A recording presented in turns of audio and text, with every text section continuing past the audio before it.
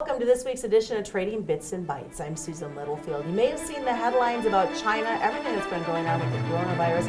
How is that affecting our markets? As we saw Thursday, the limit up trade with the hogs, and even talk with Tyson saying they had a 600% increase in this first quarter of exports. So good news for hogs. Let's get some moved out of the freezer in that regard.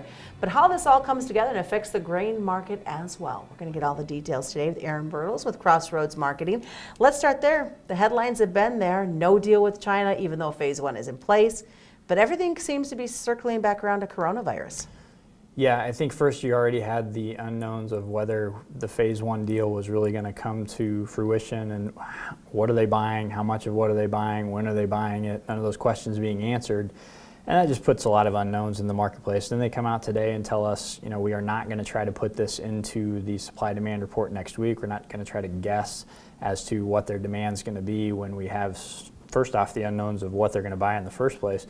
But then second, coronavirus coming in and putting people out of work and not knowing, is this going to put things on hold? And China has already come out and said we may need to invoke the natural disasters clause within this phase one deal to make sure that we can move forward with this deal and not go back on it. They want to try to make it work, but this is going to put people at home, and how quickly they're going to be able to get this solved is going to have a real lot to do with it. I think you bring up an interesting point that people don't think about is the coronavirus is putting people temporarily out of work. Yeah. So without that, there's nobody at the shipping docks to accept the receivings, to get the orders placed. Yeah. That's got to put a lot of food fear too, I would think, in China, not knowing if and how stuff is going to move. And they're trying to quell all of this, right? They're coming out and they're just stating things like we need to try to keep things moving. They're making sure that all gets out into the public, that we've got to make sure the food's coming in to get the people fed, to get the animals fed, all of this stuff, so things shouldn't slow down, even though you have people raising that question, right? Because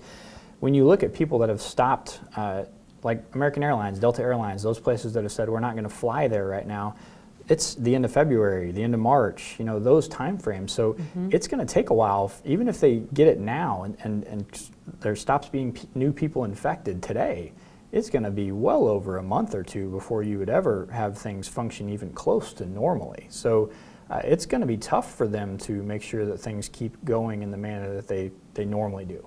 So that makes you wonder, as you look at all of this happening, we've already had a yo-yo to these markets. Flash headlines, is that just going to continue to make it even more of a yo-yo type of feel? It will. It's also the time of year where that's all we got, right? We just don't have a lot of other news. It's winter. We're going to start talking about what crop we're going to plant, and those kind of things will start to maybe take a little bit more of a front seat. But we just thought we were getting over this stuff with finally getting a deal done and maybe having some normalcy to an upcoming year here. And now you have this virus that really pushes that all down the road again. And you're back into the winter doldrums and going from headline to headline. So yeah, especially this time of the year where you just don't have anything else right now. You look at South America and the real has been so much cheaper, the Brazilian real, affecting our purchases.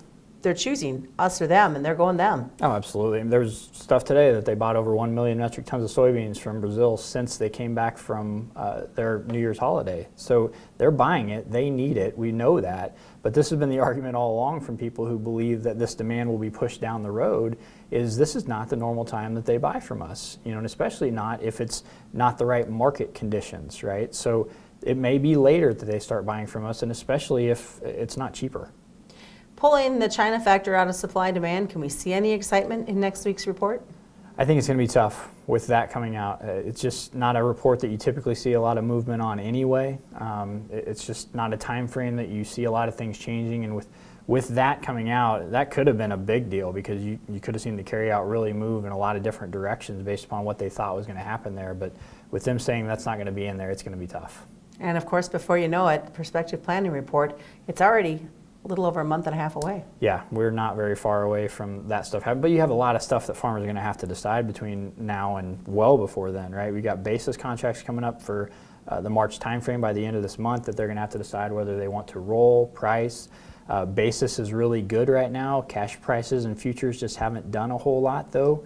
Cash prices are a lot better than they were last year at this time, but it's just not been a rally, right? It's tough for people to think about making sales on stuff when you haven't had a rally. Even though there hasn't been a significant downturn, the market's just been so stagnant.